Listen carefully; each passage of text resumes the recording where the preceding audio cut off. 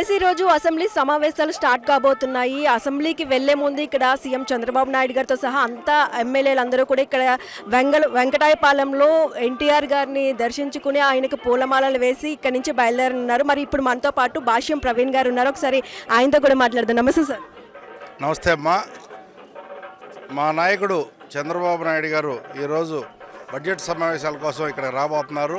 ఇక్కడికి వచ్చి అన్నగారి విగ్రహానికి నివాళులు అర్పించిన తర్వాత ఇక్కడ నుంచి అసెంబ్లీకి అందరూ ఎమ్మెల్యేలు కలిసి బయలుదేరడం జరుగుద్ది. ఈ రోజు నుంచి 22 రోజుల వరకు 22 వర్కింగ్ డేల వరకు అసెంబ్లీ జరగబోతుంది. రాష్ట్ర భవిష్యత్తు కోసం బడ్జెట్ ప్రవేశపెట్టడం జరుగుతుంది. ఈ రాష్ట్ర బడ్జెట్లో జనరంజకంగా ఉండబోతుంది. ప్రతి ఒక్కరికి, రైతులకు కానీ, అట్లనే చదువుకునే పిల్లలకు కానీ, మహిళలకు కానీ అందరికీ ఉపయోగపడే విధంగా ఈ బడ్జెట్ ప్రవేశపెట్టబోతున్నారని ఈ సందర్భంగా నేను తెలియజేస్తాను.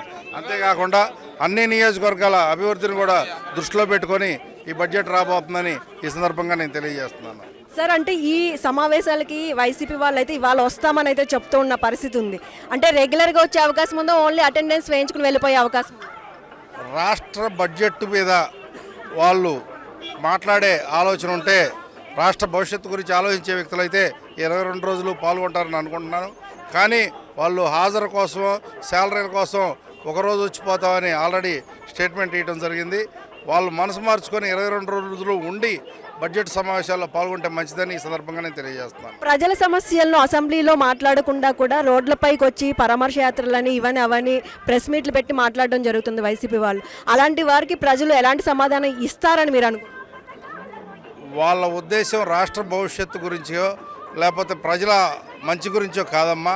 ఏ కాడికి కుల మతాల మధ్య చిచ్చు పెట్టడం, ఎక్కడ సేవలు దొరుకుతాయని చూడటం. అదే వాళ్ళు ఏ రోజు కూడా రాష్ట్ర భవిష్యత్తు గురించి ఆలోచించలేదు. వాళ్ళు ప్రభుత్వంలో ఉన్న 5 సంవత్సరాలు కూడా ఏ రోజు రాష్ట్ర భవిష్యత్తు గురించి కానీ, అభివృద్ధి గురించి కానీ ఆలోచించిన సందర్భం ఉంది. వాళ్ళు ఏ రోజు కూడా ఆలోచించరు. రాష్ట్ర అభివృద్ధికి కట్టుబడి ఉండే నాయకుడు మా చంద్రబాబు నాయుడు గారు. వారిని చూసి నేర్చుకోవాలని వాళ్ళు నేను కోరుకుంటున్నాను. Thank you sir. ఎస్, ఇక్కడైతే ఎన్టీఆర్ గారి విగ్రహానికి పూలమాలలు వేసి సీఎం చంద్రబాబు నాయుడు గారితో సహా ఎమ్మెల్యేలంతా కూడా అసెంబ్లీకి బయలుదేరుతూ ఉన్నారు. మరి కాసేపట్లో అయితే అసెంబ్లీకి బయలుదేరుతారు. కెమెరా పర్సన్ సాయితో సుష్మా వైకే న్యూస్.